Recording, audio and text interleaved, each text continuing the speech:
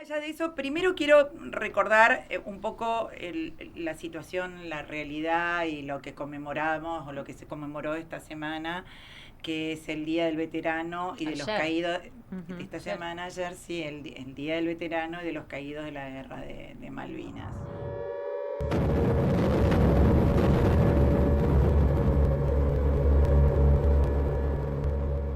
2 de abril, conmemoración de la guerra, Día del Veterano y de los Caídos en Malvinas.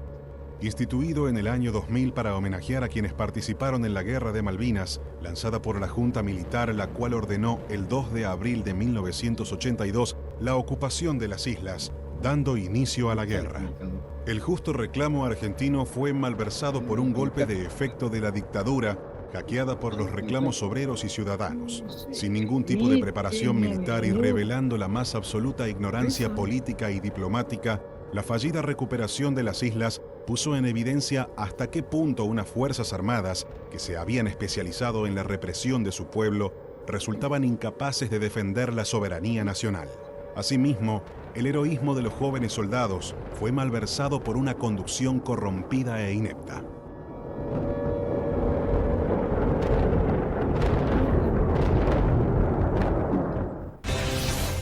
Ese es un informe de TELAM del año 2015. Yo siempre me gusta mencionar la fuente y la época porque para no poner los informes fuera de contexto, que es la primera situación que creo que le da seriedad, o por lo menos tratemos de darle seriedad a este tema que me parece que lo merece.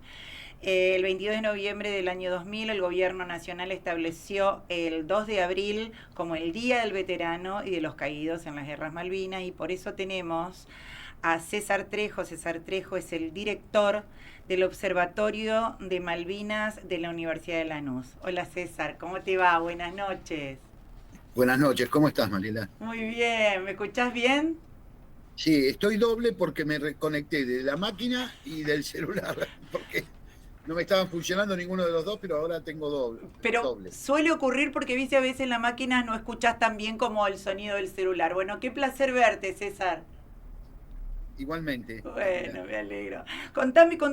Bueno, quiero que pongas en contexto todo un poco tu visión, tu historia en relación a este día que tanto abrazamos y que tanto respetamos y queremos, y un poco también que me cuentes también un poco de tu libro. Bueno, este 2 de abril, como todos los años,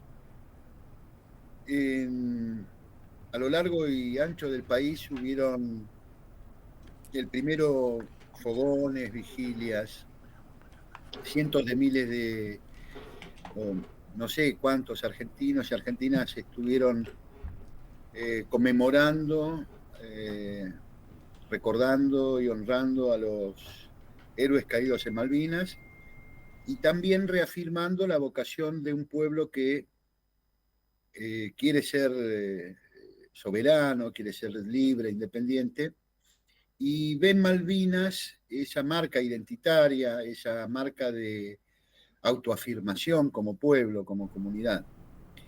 Desafortunadamente, este sentimiento y esta afirmación del pueblo no encuentra en las dirigencias, sobre todo en las más altas dirigencias del país, el sentimiento que se corresponda, y mucho menos la acción de gobierno que se corresponda con ese sentimiento. Ayer asistimos a un discurso oficial que fue la negación de todo ese sentimiento popular y de la causa de Malvinas.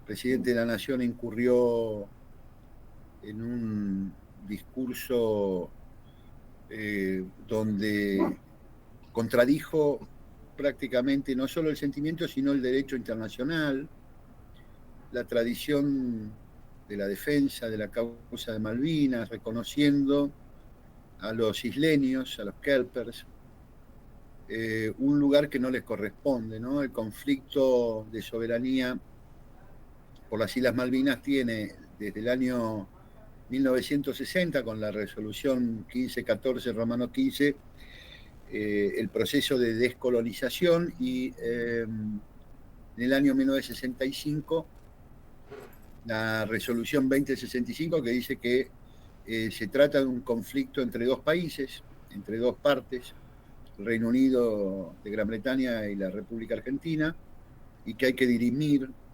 de alguna manera ese conflicto entre esos dos países. Y el presidente le dio entidad a una tercera pata, que son los isleños, ¿no? Olvidándose de quién está representando, ¿no? Y de la Constitución Nacional, que dice claramente que este conflicto y que la causa de Malvinas es una causa irrenunciable del pueblo de la nación argentina. Y pareciera que los 48 millones de argentinos somos irrelevantes y los 2000 y pico de ocupas que están en Malvinas son los que hay que escuchar. Obviamente, no es la primera vez que se hace, pero sí con tal grado de brutalidad y de ignorancia, ¿no? Sí, realmente el discurso del presidente, bueno, no tuvimos oportunidad de hablar un rato antes con las chicas, que logramos, a veces lo hacemos, pero fue de un desprecio total y absoluto a todo el pueblo argentino, porque no creo que haya nadie en este país que no lo haya atravesado la situación de Malvinas, más allá de cualquier pensamiento político, social, económico. Eso fue una cosa que nos atravesó a todos, chicos, grandes, desde cartita de los chicos hasta los grandes, ir a dejar no sé, lo poco que tenía por unos jovencitos indefensos, en el medio de la nada, del frío y sin directivas claras y a la buena de Dios, básicamente. Realmente es un desprecio total, y a mí en lo particular me parece no sé cómo el pueblo en su totalidad puede tolerar semejante falta de respeto. Pero bueno, yo creo que esas cosas en algún momento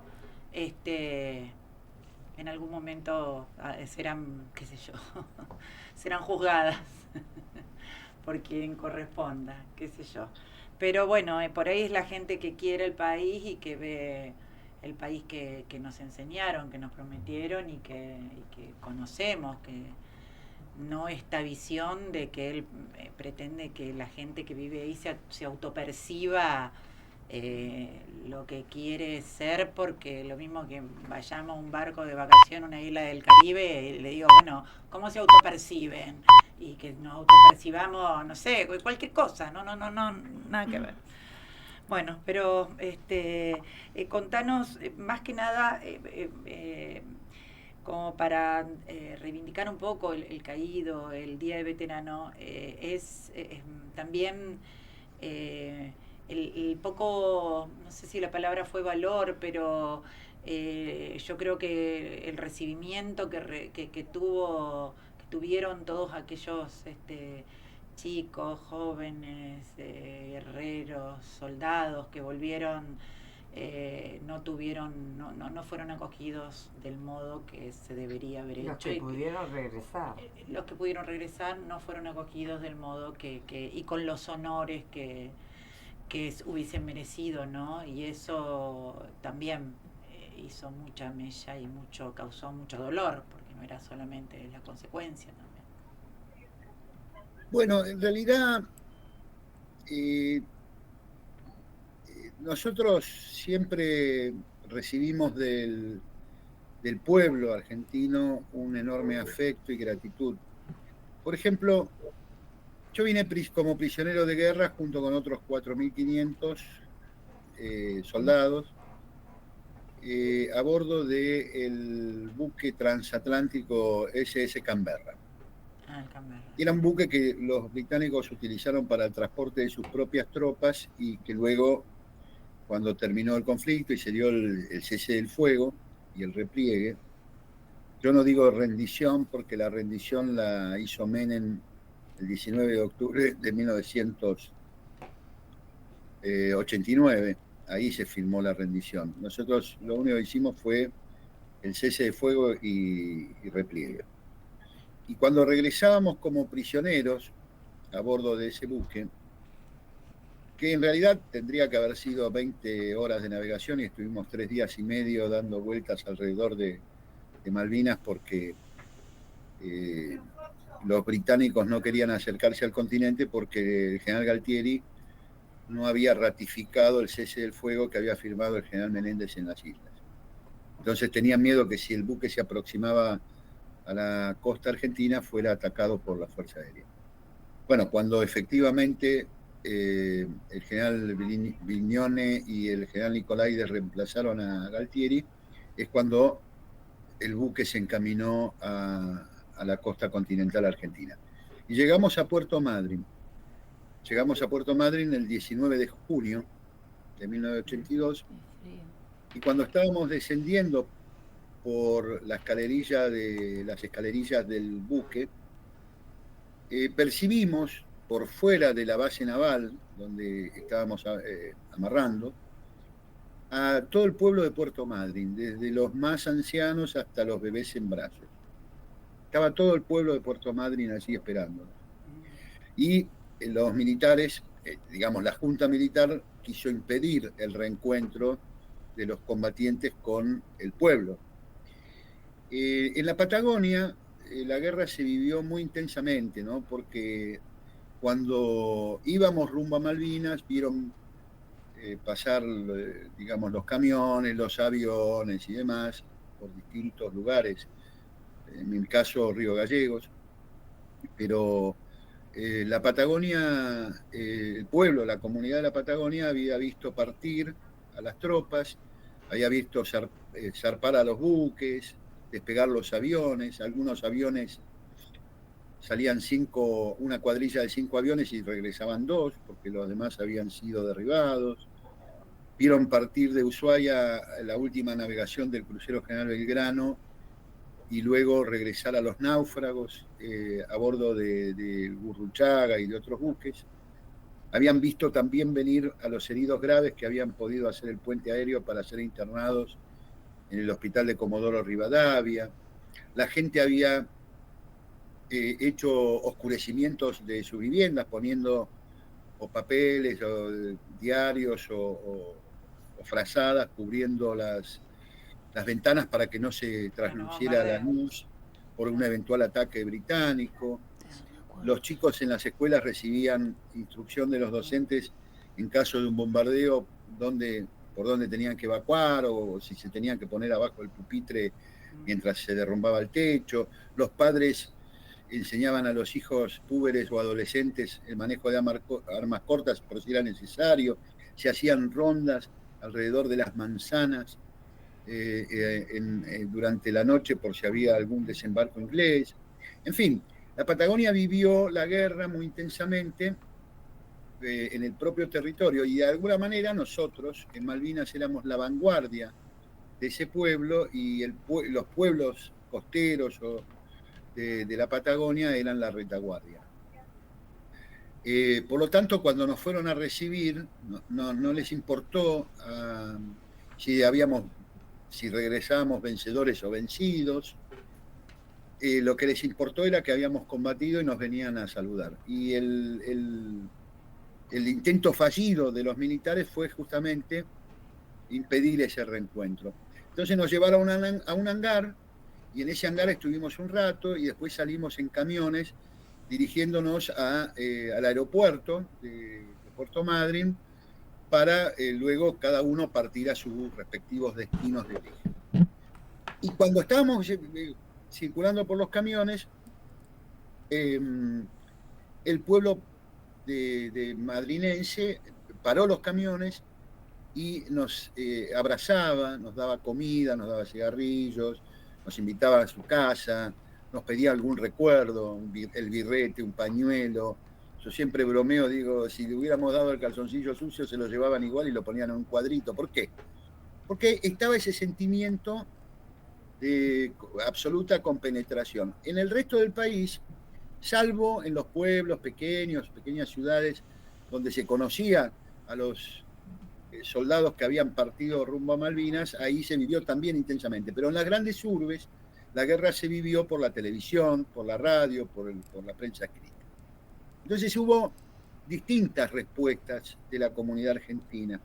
Ahora, lo que nosotros percibimos es que la mayoría del pueblo argentino siempre tuvo una actitud de solidaridad, de gratitud, de recordar a los caídos como a héroes, de acompañarnos, pero no fue la misma reacción de las clases dirigentes, de las élites argentinas.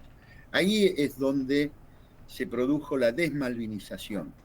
Desmalvinización, un vocablo que inventó un francés que se llama Alain Rouquier en una conversación con el periodista, escritor, dramaturgo Osvaldo Soriano, que trabajaba para la revista Humor, y que en mayo de 1983 viajó a París a entrevistar a este señor, y este señor recomendó desmalvinizar, un neologismo que significaba, y él lo explicó claramente, dicen, si los militares encuentran en Malvinas la justificación de su existencia institucional, van a hacer olvidar con esa guerra limpia la guerra sucia que se desarrolló poco tiempo antes. Por lo tanto, si ustedes no quieren que los militares sigan teniendo un lugar de preeminencia en la política argentina, lo que tienen que hacer es desmalvinizar. Bueno, con ese objetivo, el gobierno de Alfonsín desmalvinizó, se convirtió la desmalvinización en una política de Estado. ¿Y qué significaba esto? Era reducir la causa de Malvinas a la guerra y la guerra al manotazo de ahogado de la dictadura militar. Y había que construir una fábula de los chicos de la guerra. Se hizo una película en el año 84 que llamó así Los chicos de la guerra, que extrajo 6 anécdotas de unas 70 anécdotas que el libro homónimo, a fines del 82, se había escrito justamente para recoger los primeros testimonios de los combatientes. Y en ese libro había de todo, pero la película extrajo aquellas anécdotas más lacrimógenas, más lastimosas, y se construyó. Mira, vos decías los niños. La realidad es que los ejércitos de todo el mundo, la masa de los ejércitos, son personas jóvenes, porque cuando uno es joven, además de la enorme aptitud física que uno tiene en plenitud, más allá del resto de la vida, ¿no? Lo vemos en el fútbol. Hoy Lamine Yamal, Messi, Maradona empezaron a los 14, 15 años a jugar en primera. Es decir, uno en esa edad, 18, 19, 20 años, está en la plenitud física. Pero además hay otro factor, que en general uno no está casado, no tiene hijos. Y yo en Malvinas, cuando estaba pensando que obviamente era inminente la posibilidad de morir, como a todos nos pasó, a los 19, 18, 20 años nos tuvimos que encontrar con algo que no es habitual, digamos, en la vida, y menos la de un joven, que es la inminencia de la muerte. Y yo pensaba, ¿cómo me va a llorar mi vieja? Ahora, hubiera sido muy distinto si yo hubiera tenido 2 o 3 hijos en ese momento. La responsabilidad de dejar huérfanos a mis hijos hubiera sido mucho más pesado y doloroso para mi conciencia.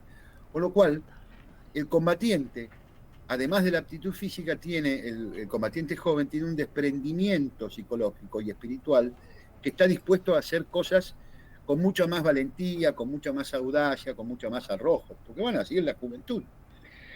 Entonces, lamentablemente, estas condiciones hacen que en la historia de la guerra, desde la del Peloponeso hasta la de ahora de Ucrania, la masa de los ejércitos son jóvenes. De hecho, la gran contribución que hizo Napoleón fue incorporar al nuevo ejército napoleónico la infantería. Y la palabra infantería viene de infante. De los más jóvenes, de los más pequeños, infante, ¿no? Entonces, con ese cambio de la infantería, terminó con los ejércitos de la nobleza que iban a caballo, que usaban armadura, o con los ejércitos mercenarios. Ahí irrumpe el pueblo. Bueno, nosotros fuimos como parte del pueblo argentino a defender las Malvinas. No lo hicimos por un general borracho ni por una dictadura, lo hicimos porque el día 10 de abril, 8 días después de iniciada la recuperación de Malvinas, el 2 de abril no se conmemora el inicio de la guerra, sí, se conmemora la recuperación de Malvinas. Pero el 2 de abril vino a la Argentina el secretario de Estado de Estados Unidos, Alexander Haig, general de 4 estrellas, que había estado en Irán, había estado como delegado norteamericano en Irán justo en la revolución islámica de Teherán, cuando regresa la Ayatollah Khomeini, tipo de mucha experiencia, que aparecía como un mediador, aparecía como si el tipo realmente fuera un mediador. Y así lo presentaba el régimen dictatorial argentino. No nuestro amigo americano que viene a solucionar, porque los militares argentinos no pensaron la guerra, pensaron la recuperación de Malvinas y que Estados Unidos iba a funcionar como un amigo mediador entre Inglaterra y la Argentina. Entonces está demostrado que ni siquiera se pensó la guerra. Era recuperar Malvinas, negociar desde esa posición de fuerza con la mediación norteamericana. Y esto no ocurrió. Eso solo podía caber en la mente afiebrada e ignorante de alguien que cree que Estados Unidos podía romper su alianza estratégica con Inglaterra y como ahora. Como siempre, las potencias siempre avanzan y terminan concluyendo las necesidades de los sectores de las... Claro, pero el problema es cuando los dirigentes argentinos compran esa versión. Porque el enemigo Estados Unidos puede decirte lo que quiera. El problema es si vos lo comprás. Claro, sí. Entonces, ayer hubo dos discursos, uno del presidente y de la vicepresidente, que los dos implícitamente creen que Estados Unidos es amigo de la Argentina y que va a romper su alianza estratégica con Gran Bretaña y que si nosotros... Entonces, lo mismo pensaban los militares que condujeron la guerra, que en realidad no estaban dispuestos a la guerra. Esto lo demostró el informe de Rattenberg. ¿Y qué pasó? Pasó que en la plaza del 10 de abril, el pueblo, alrededor de 4 millones de personas, en un país que tenía en ese momento 25 millones, ¿no? Es como si ahora dijéramos 8 o 10 millones de personas, ¿no? En las calles. Fue a la Plaza de Mayo y no fue a avivar a una dictadura, fue a ratificar la decisión de recuperar Malvinas y de luchar contra un enemigo histórico como es Gran Bretaña, como es Inglaterra. Y ahí la gente no fue, digamos, engañada por la propaganda del régimen, como después algunos intelectuales, como Beatriz Arlo, periodistas como Jorge Lanata, y como Luis Alberto Romero y tantos otros, interpretaron que eran esos negros que manipularon los militares de la dictadura. Mentira. En ese momento había carteles. Nosotros tenemos un estudio realizado de la plaza del 10 de abril, en la plaza de Malvinas, donde la gente llevó un cartel que decía Malvinas sí, proceso no. Estaban las madres de Plaza de Mayo diciendo las Malvinas son argentinas, los desaparecidos también. Y hay testimonios de las madres que les preguntan por qué están allí, dicen, porque si mi hijo estuviera aquí, también se alistaría para ir a pelear contra los ingleses. Por lo tanto, no era una plaza de negros tontos que fueron a avivar a la dictadura. Era una plaza muy lúcida que sabía separar perfectamente cuando el general Galtieri dice, en las circunstancias, yo como presidente de los argentinos, la gente lo chiflaba, lo insultaba, se escuchan en los audios. Cuando dice, porque el enviado norteamericano, la gente silba y insulta a Estados Unidos y cantan cantitos diciendo que los ingleses y los yanquis son la misma... Sí. Para decirlo rápidamente. Sí. Y después, cuando Galtieri dice, si quieren venir, que vengan, le presentaremos batalla, ahí la gente aprueba. Que venga el Principito. Pero bueno, de todas maneras, Galtieri creo que hizo un nexo, una comunicación con la gente que hasta ese momento todo el sector militar no había tenido, digamos. Y en el entusiasmo de esta, o sea, en una crisis económica y demás, y la gente se sintió medio Claro, pero esperanzada con esto, es una ¿qué mezcla de produjo eso? cosas.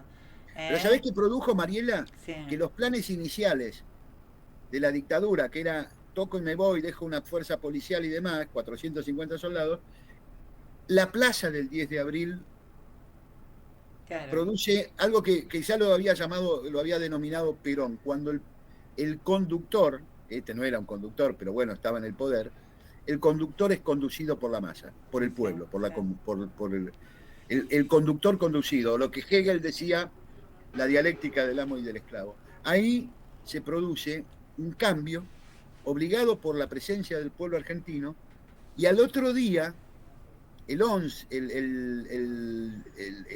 de abril, el general Galtieri, el otro día a la plaza, el general Galtieri ordena alistarse a toda la 10ª brigada. Es decir, el regimiento que yo pertenecía, regimiento 3, el 1, el 3, el 4, el 5, el 6, 7, todos los batallones logísticos y de artillería, más algunas otras unidades del ejército. Y nos manda 10.000 soldados más. Por eso hubo el desastre logístico, la descoordinación, porque no estaba previsto, no se había planificado. Es decir, yo puedo decir con certeza, a mí no me mandó un general borracho, a mí me mandó el pueblo argentino en la plaza, autoafirmando de alguna manera que sí, que queríamos pelear con un enemigo histórico, y eso lo demuestran que cuando los pibes van a un recital de rock hoy, o van a un partido de fútbol, o del mundial, o de ¿qué se canta? Y ya lo ve, el que no salta es un inglés. Es decir, la identificación intuitiva del pueblo argentino es que el enemigo de nuestra libertad, de nuestra soberanía e independencia, siempre ha sido a lo largo, luego de independizarnos del Reino de España, ha sido Gran Bretaña. Sí, sí. Es claro, y bueno, ahí es donde Malvinas se da lo mismo.